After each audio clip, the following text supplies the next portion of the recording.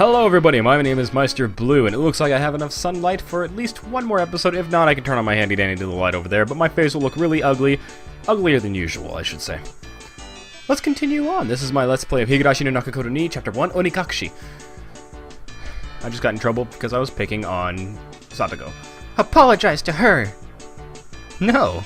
I saw Satoko stick her tongue out at me. That little brat! Come on, my Bar-kun! Yeah, I'll apologize. Sorry, Satoko-san.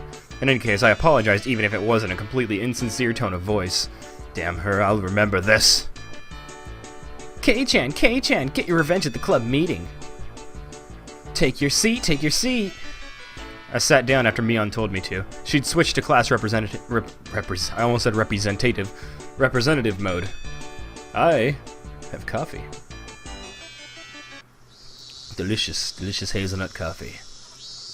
Is that anything today? That made no sense whatsoever. Is it the end of the day? With the boring classes finished, school was finally over for the day. Now then, what should we do for our club today? Well, we already did one thing. Personally, I would like to play I love to play the dedication game with Reina. I love to play that deduction game one more time. I was hardly able to play it last time because of Oishi-san. Reina and I weren't even able to test out our strategy. That's right, today Keiji-kun and I will be victorious. What should we do? We've never played the same game 2 days in a row before. Why not try asking me? Because she's evil? Mion looked over her shoulder as we made eye contact. She slowly tapped her palm with her fist as her face suddenly lit up. Oops, I completely forgot I need to go help my uncle today. Sorry guys, not today. Helping your uncle? Aren't you a little goody two-shoes? Sorry, really. I really did forget. Well then, sorry guys. This old man is heading back home now. Mion left us with that and rushed off to the exit after snatching up her bag. You see, Mi-chan, she sometimes goes to help out at her uncle's shop in town. I'm gonna turn on this light. Yay, does nothing. There we go, that should help. Hopefully a little bit. But it's starting to get dark really fast. That's how it is in Fresno. Ah, I thought she wasn't the type to get caught up in such bothersome stuff. She said that she gets paid for it. It's quite a bit of spending money from what I hear. I see. She was able to pay for that mountain of games with what she saved up from there. But that... wouldn't you call that a part-time job? Isn't that against school policy? There's a clause that states family businesses are excluded. Is that what she's calling it? So, what now? Pass on the club today? So, we're done today, I guess. Won't it be fine even without the club president? Let's do this! Oh no, I don't want to do that. No!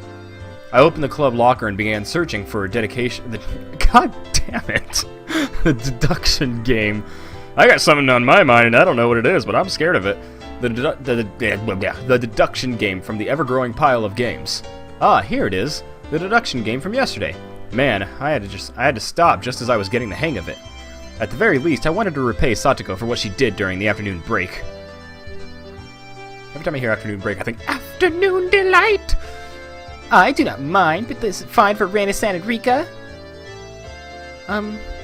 If Keiichi-kun wants to so badly, I wouldn't mind playing for a bit. Oh, I think it's better if we do it when we have everyone together. Yeah, Rika-chan gets it. That's how I feel. It's like, I don't want to play without Mion. That's not nice. When she says it like that, I wanted to go shopping if there wasn't a club meeting today. Going to buy soy sauce and other things. Oh, that's right. I completely forgot. Well, I guess since it's been a while, I should go treasure hunting. What's this now? Everyone was no longer in the mood for club activities? If I kept on trying to push the matter, it may make them realize I had a trick up my sleeve. Ah well, I'll give up this time. Man, I was really looking forward to playing it. I shuffled through the cards as if I was still caught up in it. At the next opportunity, I shall give you a sound thrashing. Stop saying that! The murderer is Satoko. The murder weapon is a pistol. It was you after all. What did you say? Then I'll just... Satoko looked through the cards on the desk and stuck out 3 of them at me. The murderer is Keiichi, in the lounge with the rope. I don't need no rope. I don't need no stinking rope. I'll just strangle you with this. Or like this. No! Keiichi-san is such a beast! It shook the save. Whew. Well, I guess it's good that I got that out of my system. Well, I'll remember this, Keiichi-san. She was used as a plaything for quite a while. How unfortunate. What do you mean by that? Cute, cute. I don't know what you mean by that, Rika-chan, but it scares me. Everyone got ready to go back home. I also helped gather up the scattered cards. I suddenly paused. They were just the suspect cards, but I noticed something strange. Rena, Satoko, Rika, Keiichi, Mion, Satoshi. Satoshi? Not all the cards were made by us. Or at least every card besides this one has the name of our club members. Does this mean that this Satoshi fellow is a member? Was there someone in the class named Satoshi? I couldn't find anyone named Satoshi in the class roster stuck on the wall. Keiichi-kun, let's hurry up and finish cleaning. Being rushed by Reina, I finished up quickly. Satoko and Rika-chan had already headed merrily to their lockers, so we were the only ones left in the classroom. Right now, Rena had already gotten her bag and was ready to leave. Rena, there must be quite a few people who transfer from this school, right? Oh, better. I tried asking Rena in a bit of a roundabout way. Rena made a troubled face and then answered, Yeah, Hinamizawa is a rural town, right? Some people transfer out every now and then. Then is Satoshi another one of those transferees? Sorry, I don't really know. There was a bit of a pause, but the answer was pretty much immediate. I'm not saying it to be mean, just last year I transferred in, so maybe I just missed him. So I didn't hear much about him. Sorry. That's okay, Rana-chan. Don't be down. No. I'm not sure. Sorry.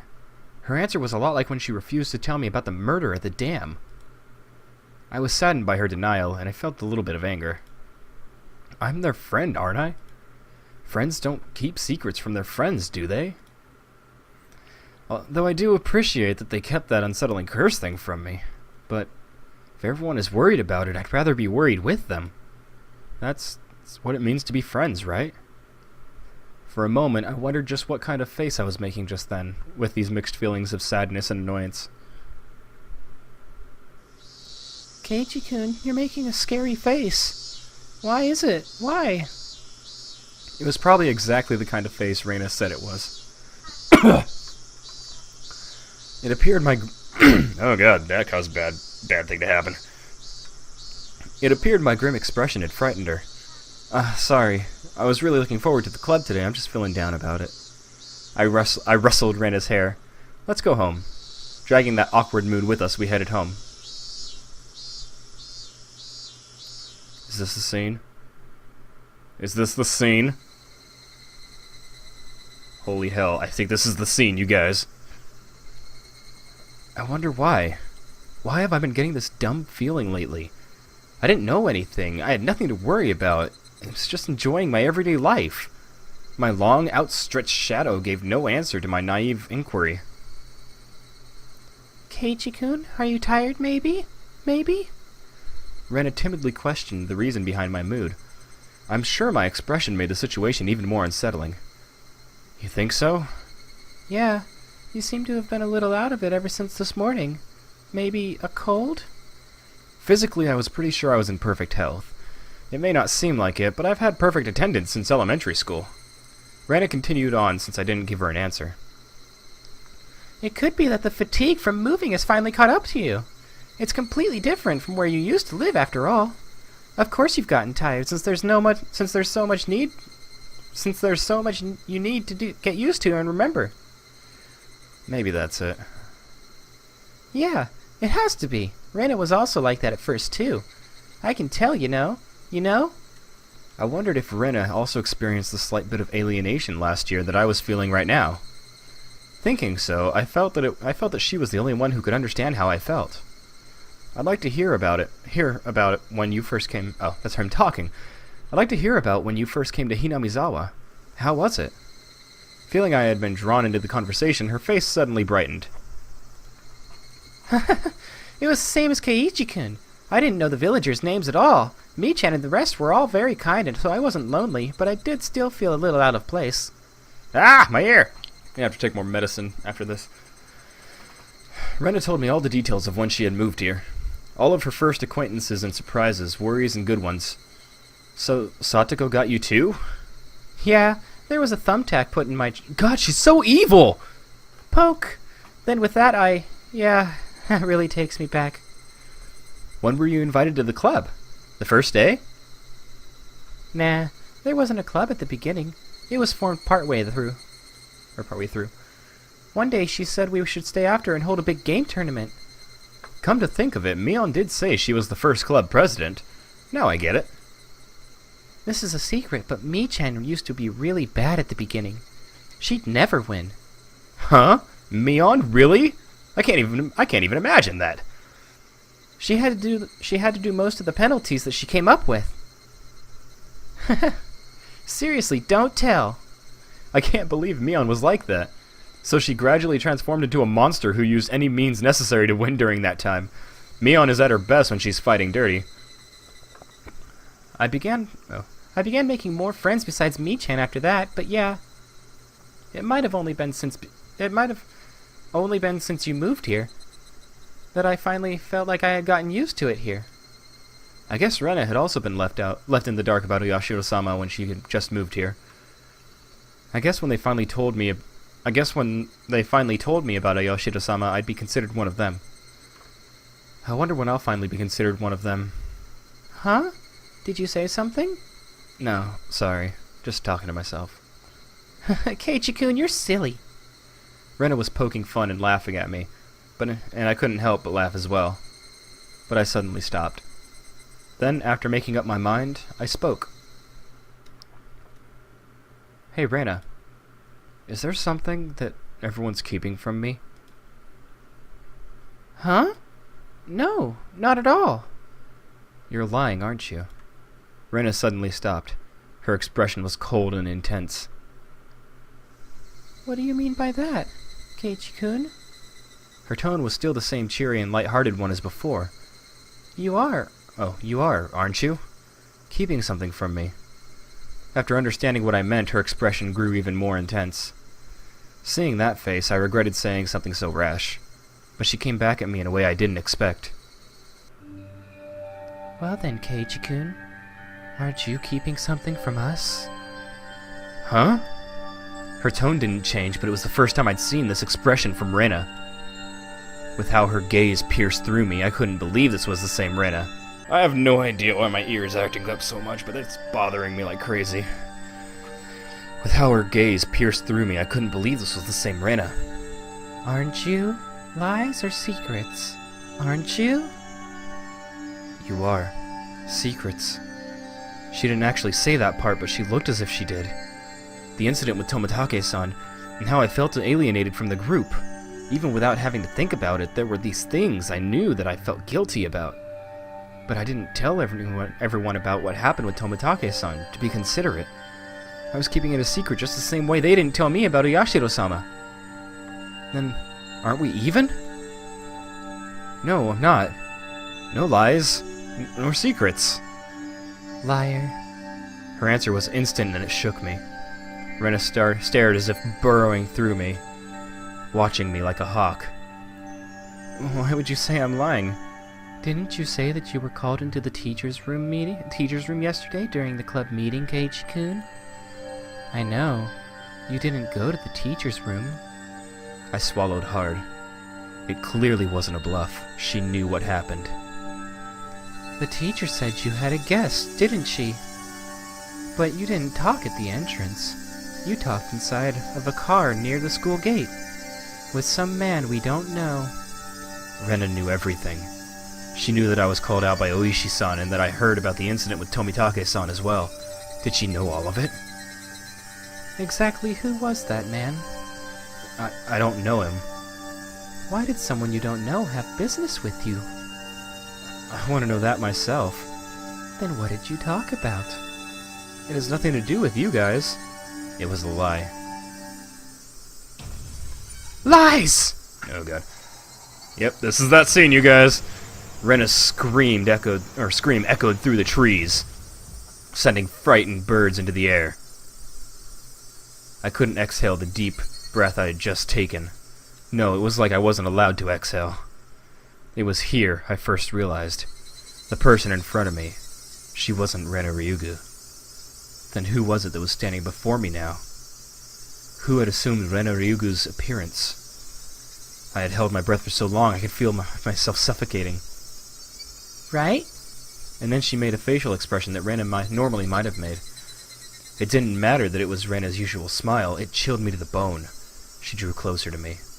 I felt her breath against my face. It wasn't the least bit exciting. Whoever this was with Rena's face was going to chew my nose right off. I cowered as I imagined that. Then she smirked as if she was able to see right through me. We also have secrets, just like how Keiji-kun has secrets. Oh god, burping, ruining, terrifying scene.